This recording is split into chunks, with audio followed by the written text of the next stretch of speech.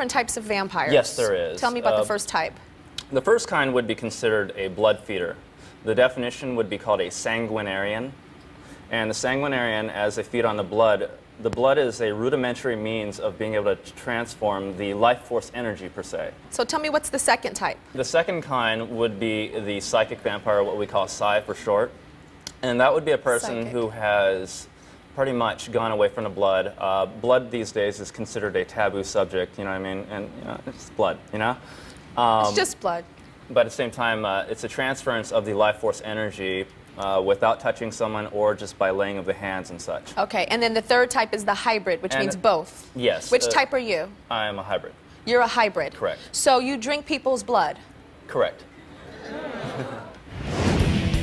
For Henry, drinking blood is on one level a part of his identity as a vampire. But Henry claims that the need to ingest blood is also physical and tied to his health and well-being.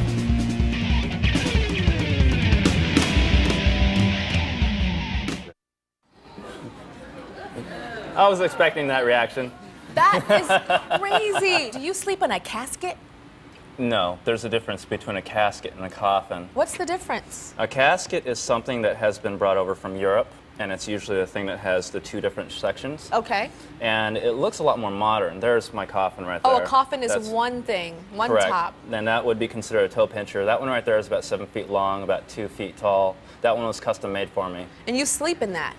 From time to time, it's considered a sensory deprivation chamber. So you don't hear anything, smell anything? Correct.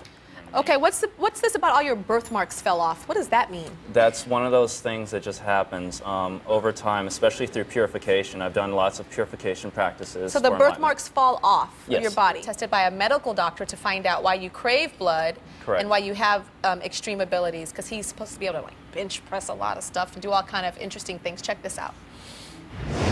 Dr. Mustafa begins with the traditional doctor-patient consultation. I'm told that you drink blood on occasion.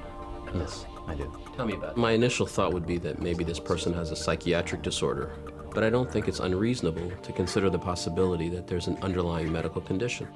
But I'd say... I don't think this is a passing fancy or a fad for him. He talked about the need to drink blood since childhood, and I really have to take him very seriously.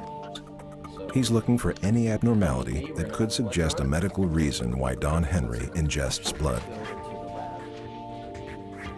For now, the blood drinker will have to give up his own blood, which he willingly does in the name of science.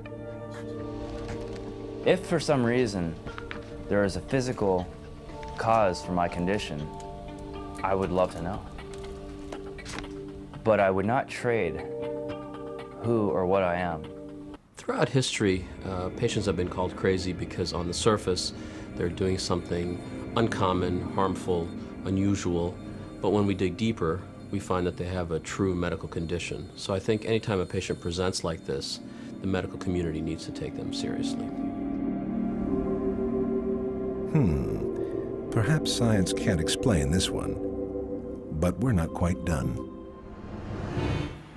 No, we're not quite done. Okay, so you got the blood test, Correct. and he tested you, and what were the results? The results were inconclusive, And what does that mean?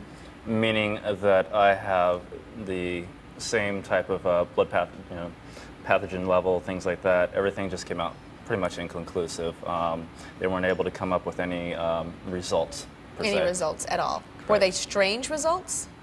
Some things were, yes, higher glycemic levels, things like that. And what about, you have no body fat? Correct. If I were to place my hands on one of the electronic counters, it comes up as error every time. Really? Correct. Wow, mine comes up as something else. You have a sensitive smell more than the average human, right? Yes. Put this on. Now I want you to guess what's on the plate just by smelling it. Let's start with plate number 1. Smell it. Chocolate. Yeah, it's chocolate. Wow, that's funny because I can't smell that at all. I really can't. I have good sense of smell. What's that one?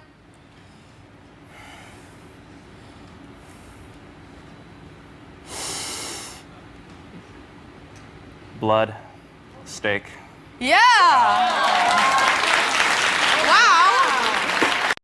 That was, isn't that funny, y'all, that he said blood first?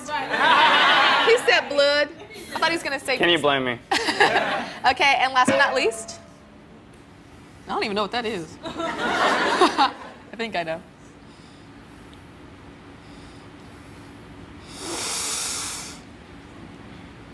It's a fruit.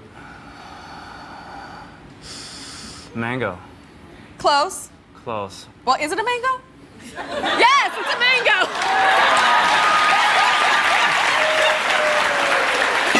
Thank you very much. Woo! So, tell me about food and sleep for you. Sleeping, well, naturally I sleep during the day. It's always been this way. Even in high school, I would be up all night. There was nothing I could do to go to sleep. I'd take sleeping pills that keeping me up even longer. And my teachers could attest I would be passed out all the time in class. And there was nothing I could do to stay awake. No amount of coffee, nothing. So you sleep at night. And then you can go days without food? Yes. I just feed off of people's energy. And That sounds like a model or something, though. Well, Don does not have sex. He's celibate, and he says he doesn't really get horny. Do you have sex? No, No. no. So I think sex is very disgusting, and when I think about it, sorry. Calm down. Sorry. No, sex is beautiful between two people in the right setting.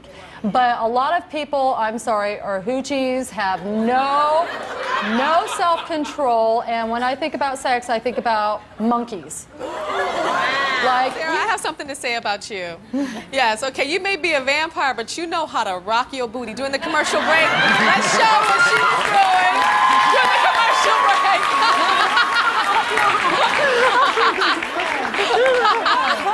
And she was rocking. It was to Chris Brown. She was like, "Shorty, gonna have it." Where do you learn to do that? girl, I'm from Vegas, okay? You were singing, and